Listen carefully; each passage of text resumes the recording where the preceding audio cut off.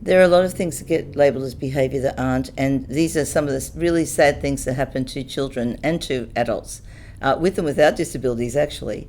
So the big thing for me, I think, is the whole issue of the sensory system, which, when people are experiencing difficulties in their sensory system, issues of dysregulation, which means they can't manage it or control it, or just issues in each of those modalities, that looks like behaviour, but it's actually the body responding and reacting. And so people can have issues in their visual system, their auditory system, tactile system, sense of touch, vestibular, which is balance, proprioception, which is where your body is in time and place, gustatory, which is taste, olfactory, which is smell.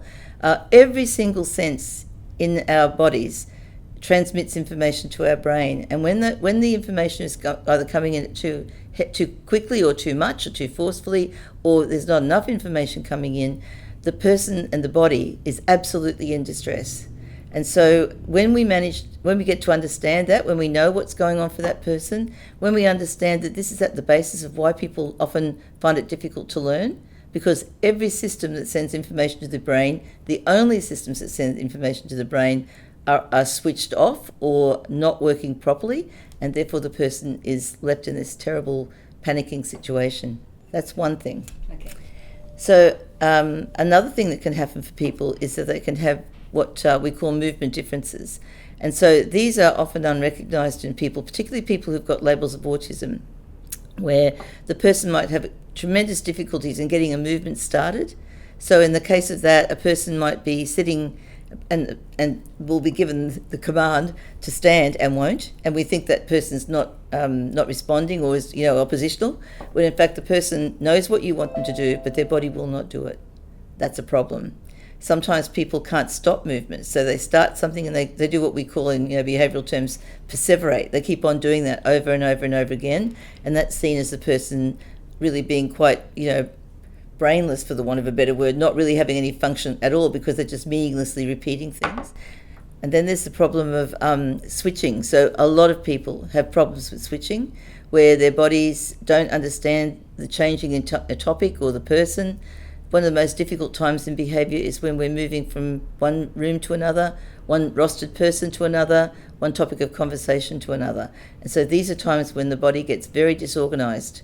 And it's quite a serious and a big trigger for behaviour. And then the last one, which is really, really important and is very significant when we're trying to teach people things, is that the body can't hold a sequence.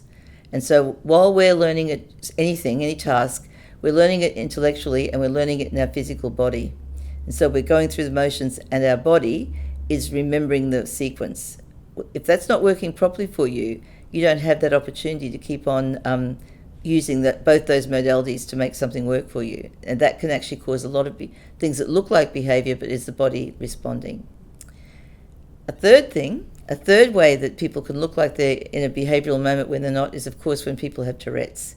Because Tourette's is a neurological condition. It's the brain kind of responding and the body responding. And so people can be spitting, swearing, jumping, yelling, hitting, all manner of things, and very poor impulse control. And this is a direct result of having Tourette's syndrome, which needs to be diagnosed by a neurologist.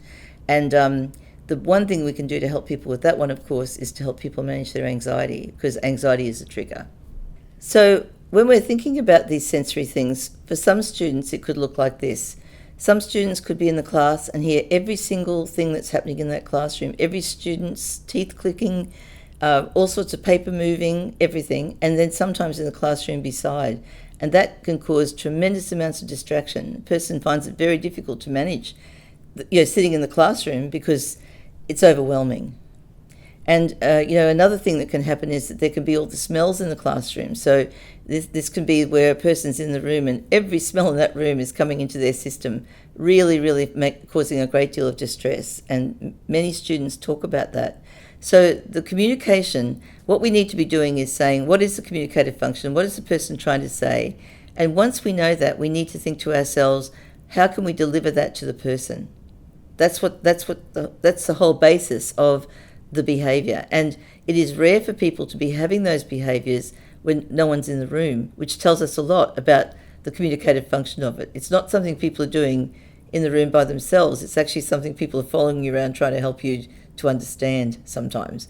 So I think that business of trying to work out what the communicative function is, and actually ultimately making sure that person's got a communication system so that they can give you the information you're looking for and needing.